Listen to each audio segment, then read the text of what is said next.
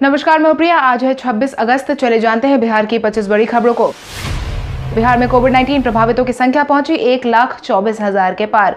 बिहार में कोविड-19 प्रभावितों की संख्या लगातार बढ़ती जा रही है। स्वास्थ्य विभाग की तरफ से साझा की गई जानकारी के अनुसार बीते दिन पिछले 24 घंटे में 1,444 नए मामलों की पुष्टि की गई है, जिसके बाद प्रभावितों की कुल संख्या 1,24,827 पर पहुंच गई है। अगर हम प्रभावित जिलों की बात करें तो इसमें अररिया में 76, अरवल में 4, औरंगाबाद में 27, बांका में 7, बेगूसराय में 46, भागलपुर में 54, भोजपुर में 20, बक्सर में 14, दरभंगा में 27, पूर्वी चंपारण में 23, गया में 47, गोपालगंज में 30, जमुई में 6, जहानाबाद में 14, कैमूर में 9, कटिहार में 24, खगड़िया में 10, किशनगंज में 85, लखीसराय में 38, मधेपुरा में 32, मधुबनी में 64, मुंगेर में 5, मुजफ्फरपुर में 80, नालंदा में 37, नवादा में 15, पटना में 262, पूर्णिया में 34, रोहतास में 39, सहरसा में 44, समस्तीपुर में 30, सारण में 44, शेखपुरा में 12, शिवहर में 14, सीतामढ़ी में 21, सिवान में 11, सुपौल में 29, वैशाली में 31, पश्चिम चंपारण में 71। स्वास्थ्य विभाग की तरफ से बीते दिन शाम 4 बजे तक जारी किए गए अपडेट के अनुसार कुल मिलाकर 1,04,531 मरीज ठीक हो चुके हैं।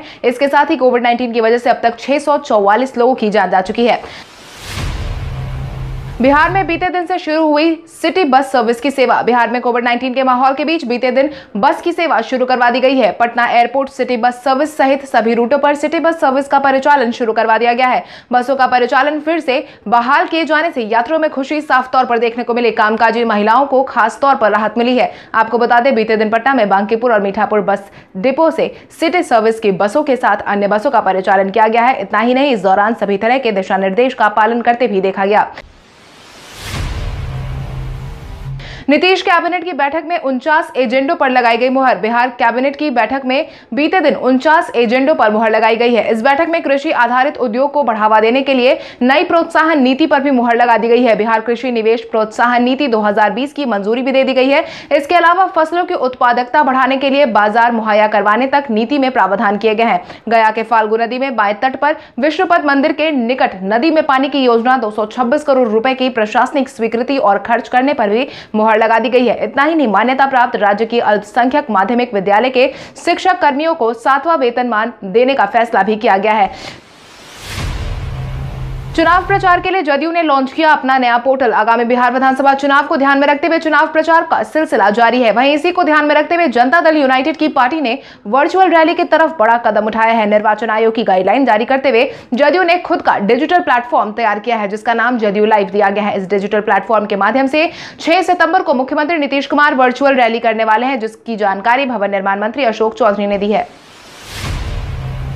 दरभंगा एयरपोर्ट पर 25 अक्टूबर से शुरू हो सकती है उड़ानें। दरभंगा वासी 25 अक्टूबर के बाद से उड़ानों का लाभ उठा सकते हैं। मिली जानकारी के अनुसार आगामी 25 अक्टूबर से दरभंगा एयरपोर्ट से देश के 3 बड़े शहरों के लिए हवाई सेवाएं शुरू होने का अनुमान लगाया गया है, जिसके बाद उत्तरी बिहार खासकर मिथिलांचल के लोगों को हवाई जहाज से यात्रा करने के लिए पटना का सफर तय नहीं करना होगा, जिसके तहत स्पाइस जेट अब दरभंगा एयरपोर्ट से मुंबई, बेंगलुरु और दिल्ली रूट पर विमानों का संचालन शुरू करेगी। इसके साथ ही रीजनल कनेक्टिविटी स्कीम के तहत इन विमान सेवाओं की शुरुआत करवाई जा रही है।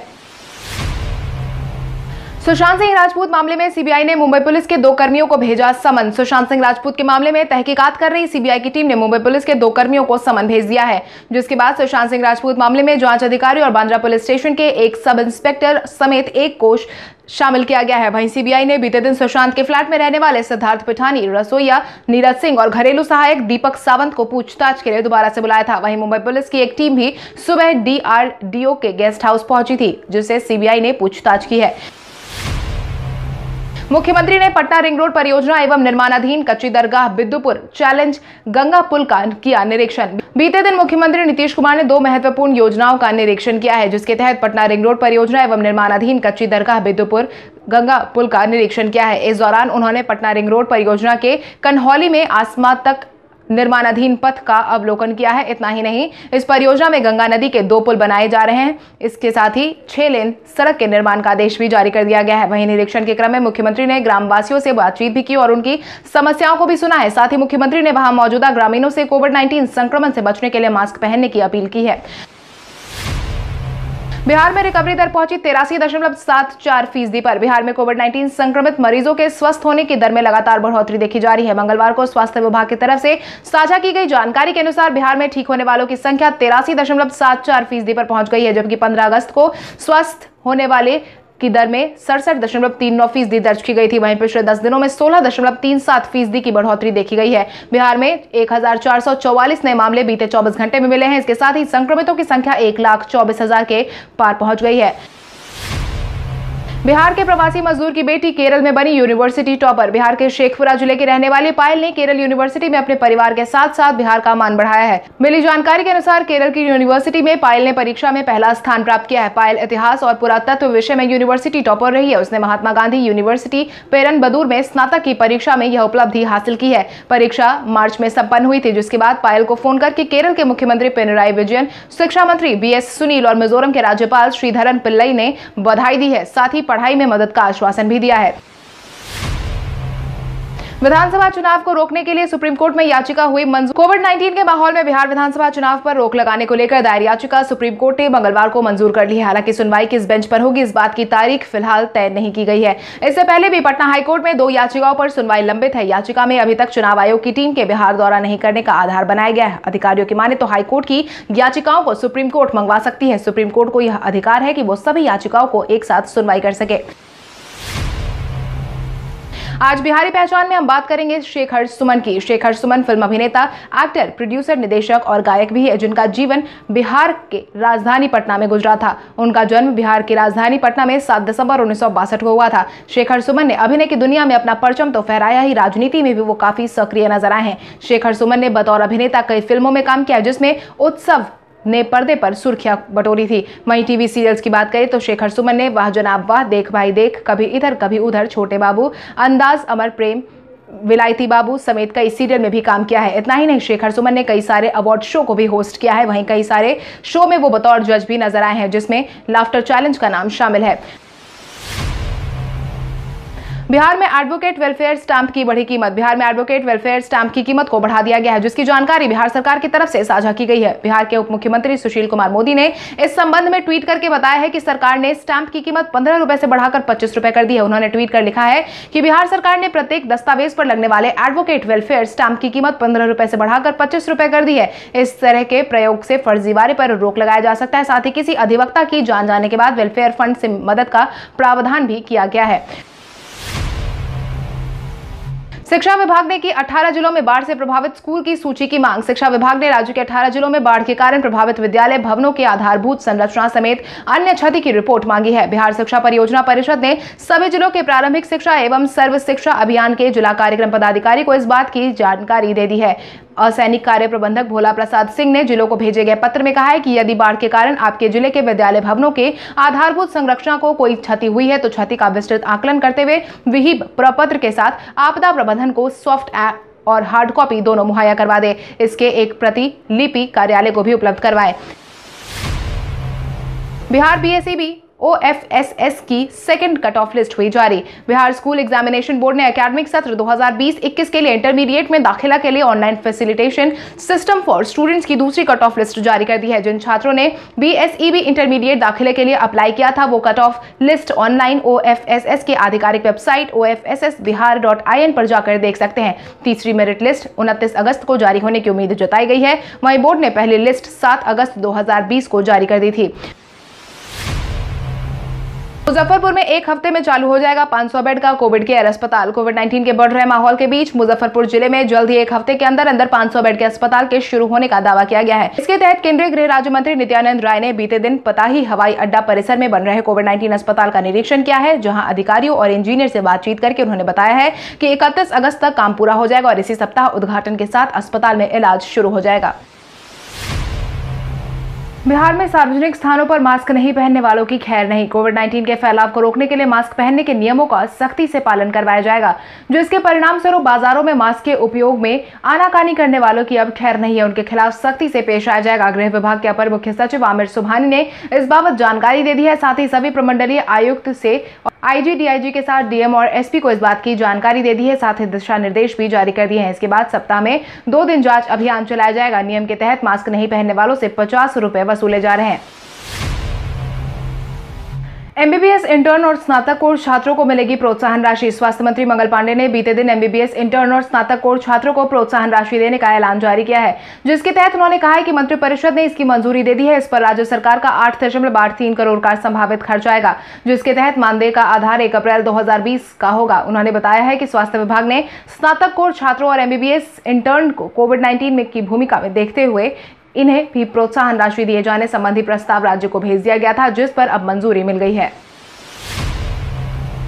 चिराग पासवान ने मुख्यमंत्री नीतीश कुमार के साथ निश्चय कार्यक्रम पर उठाए सवाल। चिराग पासवान और मुख्यमंत्री नीतीश कुमार एक दूसरे के आमने सामने लगातार नजर आ रहे हैं। वहीं बीते दिन एक बार फिर से लोजपा अध्यक्ष चिराग पासवान ने मुख्यमंत्री नीतीश कुमार के साथ निश्चय कार्यक्रम पर सवाल उठाया है, जिसके तहत उन्होंने बीते दिन कहा कि वर्तमान में जो सरकार है वो 7 निश्चय के तहत ली गई योजनाओं को आगे बढ़ा रही है। 7 निश्चय को महागठबंधन की सरकार के दौरान राष्ट्रीय जनता दल और कांग्रेस के समर्थन के साथ नीतीश कुमार ने अपने काम के एजेंडे में शामिल किया था। इसमें लोक जनशक्ति पार्टी या फिर भारतीय जनता पार्टी की कोई सोच नहीं है। उनकी सोच यही है कि राजद और कांग्रेस के सहयोग से तैयार कार्यक्रम को आगे नहीं बढ़ा सकते। रामा सिंह ने 29 अगस्त को राजद में शामिल होने का किया ऐलान। रामा सिंह को लेकर रघुवंश बाबू और राजद के बीच शुरू हुए अनबन के बीच रामा सिंह ने अब आधिकारिक तौर पर 29 अगस्त को राजद में शामिल होने का ऐलान कर दिया है, जिसके तहत उन्होंने यह भी कहा है कि 29 अगस्त को राजद में शामिल होने वाले हैं। रघुवंश जी का राजद में क्या योगदान है, मुझे इसकी कोई जानकारी नहीं है। पार्टी किसी की जागीर नहीं है, किसी एक व्यक्ति से पार्टी नहीं चल सकती। रघुवंश प्रसाद पर आरोप लगाते हुए उन्होंने कहा कि राजद में रहकर कभी भी रामविलास पासवान का विरोध किया है, और इतना ही नहीं, उन्होंने महागठबंधन में रहकर नीतीश कुमार पर वो विरोध कर रहे हैं जब वो मुझसे चुनाव में हार गए थे तब। बिहार विधानसभा चुनाव में 220 सीट पर जीत का भाजपा नेता ने किया दावा। आगामी विधानसभा चुनाव को लेकर भाजपा के केंद्रीय गृह राज्य मंत्री नित्यानंद राय ने बड़ा दावा किया है, जिसके तहत उन्होंने साफ तौर पर कहा है कि आगामी विधानसभा चुनाव में एनडीए बिहार में 220 सीटों पर जीत हासिल करेगी और नीतीश कुमार ही अगले मुख्यमंत्री के रूप में कार्यरत होंगे। इतना ही नहीं, उन्होंने आगे यह भी कहा है कि बिहार की जनता प्रधानमंत्री नरेंद्र मोदी के किए गए कामों का इनाम देगी। एनडीए में कहीं भी कोई विवाद या टकराव नहीं है। राजद हमेशा गरीब विरोधी, दलित विरोधी और वंचित वर्ग का विरोधी रहा है। राजद के नेताओं ने हमेशा समाज को बांटकर अपनी राजनीति की है। मुकेश सहनी ने बिहार के नाव को मझधार में होने की कही बात। विकासशील इंसान पार्टी के राष्ट्रीय अध्यक्ष मुकेश सहनी ने बीते दिन पटना में प्रेस कॉन्फ्रेंस करके बाढ़, कोविड-19 और भ्रष्टाचार के नाम पर सरकार को निशाने पर लिया है, जिसके तहत उन्होंने बिहार को बाढ़, कोविड-19 और भ्रष्टाचार की वजह से बीच मझधार में बताया है। उन्होंने कहा है कि इस बार गणपति बप्पा हमारे नैया पर सवार होकर आए हैं, बस इस बार वो बिहार की जनता को पार लगवाएंगे ही। वहीं सहनी ने सामाजिक न्याय के प्रणेता, दलितों एवं पिछड़ों के जीवन में महापरिवर्तन लाने वाले बीपी मंडल की जयंती पर उन्हें नमन भी किया। उप मुख्यमंत्री सुशील कुमार मोदी ने विपक्ष पर साधा निशाना। उप मुख्यमंत्री सुशील कुमार मोदी ने कहा है कि प्रधानमंत्री नरेंद्र मोदी के निर्देश पर कोविड-19 चिकित्सकों को समर्पित 500 बेड के अत्याधुनिक अस्पताल का उद्घाटन करवाया गया है। अस्पताल को सेना के 115 डॉक्टर संभालने वाले हैं। सभी सेवाएं मुफ्त मिलने वाली है। गौर करने की बात यह है कि विपक्षी दल इस पीएम केयर्स फंड पर सवाल उठाती रही है, उसी से बिहार में यह दोनों विशिष्ट अस्पताल बनवाए गए हैं। राफेल विमान सौदे और पीएम केयर्स फंड दोनों मुद्दे पर कांग्रेस को सुप्रीम कोर्ट से मुंह की खानी पड़ी है। बाकी कसर जनता की अदालत पूरा करेगी। चेन्नई सुपर किंग्स ने शेयर की महेंद्र सिंह धोनी की तस्वीर। महेंद्र सिंह धोनी की तरफ से संन्यास के ऐलान के बाद उनके सभी प्रशंसक उनके मैदान में उतरने का इंतजार कर रहे हैं। वहीं बीते दिन चेन्नई सुपर किंग्स ने भी महेंद्र सिंह धोनी की एक तस्वीर को शेयर किया है। उसको शेयर करते हुए चेन्नई सुपर किंग्स ने लिखा कि इस मुस्कान को देखने का अब इंतजार नहीं कर सकते। धोनी ने इस फोटो में कंधे पर किट बैग उठाया हुआ है और चेन्नई सुपर किंग्स की जर्सी में भी दिखाई दे रहे हैं। आपको बता दें, आईपीएल के लिए सभी खिलाड़ी लगभग यूएई पहुंच चुके हैं और बीसीसीआई के प्रोटोकॉल के तहत 6 दिन के लिए क्वारंटाइन में फिलहाल रह रहे हैं। महेश भट्ट और आलिया भट्ट के सपोर्ट में आए फिल्म निर्देशक प्रकाश झा। सुशांत सिंह राजपूत के मामले के बाद लगातार कई फिल्मी सितारे दर्शकों के निशाने पर है। खासकर कि नेपोटिज्म के मामले में फिल्मी बैकग्राउंड से नाता रखने वाले सभी कलाकार वर्तमान समय में लोगों की नाराजगी का सामना कर रहे हैं, जिसमें महेश भट्ट, आलिया भट्ट का नाम भी शामिल है। बिहार के रहने वाले और फिल्म डायरेक्टर प्रकाश झा ने भी भट्ट परिवार का सपोर्ट किया है और कहा है कि बिना सबूत के लोग कुछ भी बात कर रहे हैं, जिसका कोई मतलब नहीं है। इस बात में कोई दो राय नहीं है कि आलिया भट्ट एक शानदार एक्ट्रेस है। सड़क 2 के मामले में जो मोस्ट डिसलाइक्ड वीडियो बनी है वो भी सिर्फ नेपोटिज्म की वजह से। ये तो बहुत ही बेहुदा बात हुई और दुखद और बहुत ही गलत है। अगले महीने भारत में खुलेगा एप्पल का पहला ऑनलाइन स्टोर। अगले महीने भारत में एप्पल का पहला ऑनलाइन स्टोर खुलने जा रहा है। हालांकि भारत में फिलहाल एप्पल का कोई भी स्टोर उपलब्ध नहीं है, जिसके बाद भारत में ऑनलाइन एप्पल स्टोर खुलने की तैयारी जारी है। ब्लूमबर्ग की एक रिपोर्ट के अनुसार एप्पल भारत में पहली बार ऑनलाइन स्टोर को ओपन करने वाली है, जहां से एप्पल के प्रोडक्ट बेचे जाएंगे। फिलहाल भारत में company ecommerce website Amazon, Flipkart और पेटीएम मॉल पर अपने प्रोडक्ट बेच रही है। मिली जानकारी के अनुसार एप्पल का यह ऑनलाइन स्टोर फेस्टिव सीजन के दौरान शुरू किया जाएगा।